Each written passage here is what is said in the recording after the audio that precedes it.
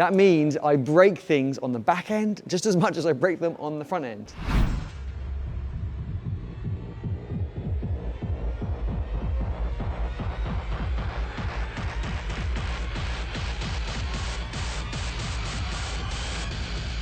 Hi, my name's Eddie and I'm here at VidCon London 2020, almost at 2019, but 2020. I had the idea, I was speaking to other content creators, other documenters, had the idea I want to talk about full stack development. The buzzword at the moment is full stack development. People saying, I want to become a full stack developer. I want to become a full stack developer. I am a full stack developer. That means I break things on the back end just as much as I break them on the front end. And yes, I have my area of speciality, interest, which is more the back end, but I can do the Angular and those sorts of things on the front end. But yes, I break things in both places. So although full stack development is a buzzword, I'm actually thinking it's slowly going to become a negative. I think it's important to appreciate everything like ops, business analysts, writing stories, doing design, doing diagrams, have appreciation and understanding for different areas. But to be an expert in everything really isn't possible. I think people who say that, I mean, like it says on my hoodie, if people say they're a ninja, wizard, rockstar, 10x developer, they're lying. They are completely lying. Going back to full stack developer, I think it's good to be aware of everything and trying to aspire to that is good, but there are negatives to it. The front end people say, oh, you're a back-end developer. And then the back-end developers say, oh, you're a front-end developer. So literally nobody wants you. Another negative. So just keep that in mind when you're kind of shouting and screaming about being a front-end developer. There are negatives to it. You become a little bit like a jack of all trades and nobody wants you in their team. But it's great at hackathons because then you can break everything. Your question from the audience. Do you not feel that full stack development is more around your capability to adapt to the situation rather than code your way around the situation?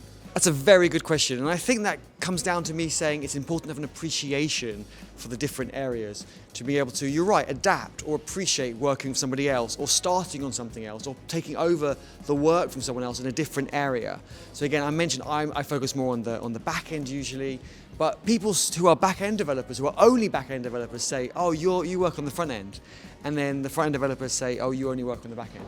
So I think I have an appreciation for many areas and I'm able to work in every area or break every area. What is computer programming? Computer programming is taking over the world. You can do anything, your phone, your watch. You can do anything you want with it. Even the big fancy cameras over there, their ports now apparently are open source, and the software that runs those ports, you can program them and you can adapt it to do what you want. People aren't building specific hardware anymore like they used to, like a watch was a watch and a phone was a phone. Now everything is a little computer and you can code it. So coding is eating the world and open source is eating coding. So everyone should be involved, even if you can't code. I've been a computer programmer. I studied computer coding in the past and I hated it. Me too. So, the question here is, if you want to start coding, where do you start? You have no idea. I started doing BASIC and Pascal in order to understand what coding is. Yeah, exactly. Not very practical in 2020. So how do you start? It's a really good question. I love that question because don't start at uni, because I did it at uni and I freaking hated it because they teach this theory that is not really practical. I would say get on YouTube, watch a good YouTuber, someone like me, or someone like Andrew, or Code Mortals, or Free Code Camp. There's lots of places. Go to hackathons, and then you get to pair with people and work on problems. You get to see how they solve it, get to see them code it, and you can kind of share the keyboard. And But how do you start? How do you start? I mean, I don't know. What will I type on YouTube search? That's the question. How to start coding. A really good coding language to pick up is something like JavaScript, HTML, and CSS, because from that you can build practically anything. You can build a web application, you can build a website, you can build a mobile app. So I highly recommend looking for HTML, CSS to get started with more of the markup languages, and then go into something like JavaScript that you can run on the front end, or you can also run on the back end with something like Node, and you can connect with a database like Mongo or MySQL. So yeah, search for how to get started in JavaScript, or how to build a web application, or how to build a mobile application with JavaScript, and from there you can take over the world. I didn't know that. I have to know Java take over the world. JavaScript. Java is different. So Java is great, I love Java, but it's very different. And what's Java the Hutt? Jabba the Hutt, with a B, not a V. We need to go to a hackathon together. Join us at a hackathon where we're going to do Java, and JavaScript.